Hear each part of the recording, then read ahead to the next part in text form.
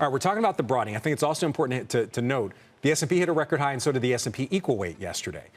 What does that say to you about these first couple early trading days of the year? The fact that we're shaking off headline risk, the VIX pretty close to a year low, and also we're seeing the market cap weighted and the equal weight hit an all-time high at the same time. Yeah, well, I think when you look at where earnings growth has been, it's been quite strong. Tech earnings growth and revenue growth has been very strong as well. Interest rate policy, if they cut rates in a subsequent meeting, that could be pretty positive for equities, and I think they've really been responding to that. All right. Right now, where do you see the most attractive sectors? Is defense especially attractive based on these headlines? Because people seem to be shaking off headline risk, but they're certainly responding to headlines. We saw the oil majors move higher. We saw defense move higher as well. Is that genuinely attractive considering some of these geopolitical tensions that we're seeing? Certainly. I think if you look at a Chevron, for example, that's certainly an area where they could benefit.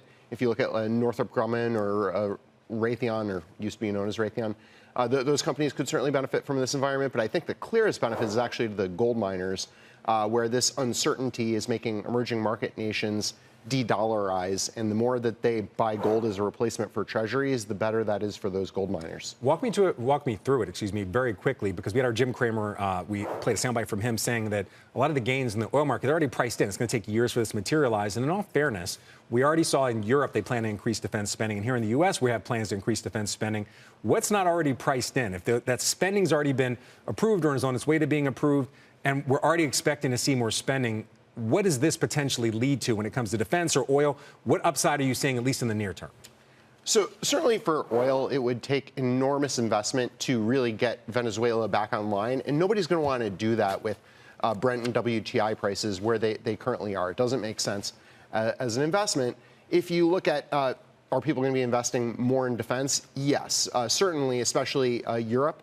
But they were doing that anyway.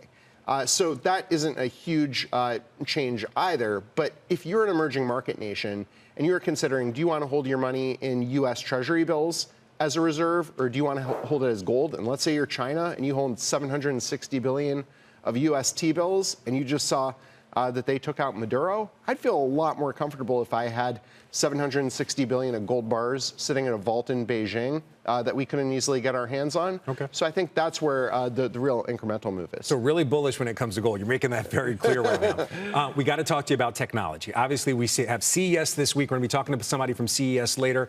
We saw Jensen Huang coming out saying that the new generation of chips are in production. He believes demand is strong. How do you view the AI trade that's powered the market over these last couple of years? Do you stick with that, or do you broaden out?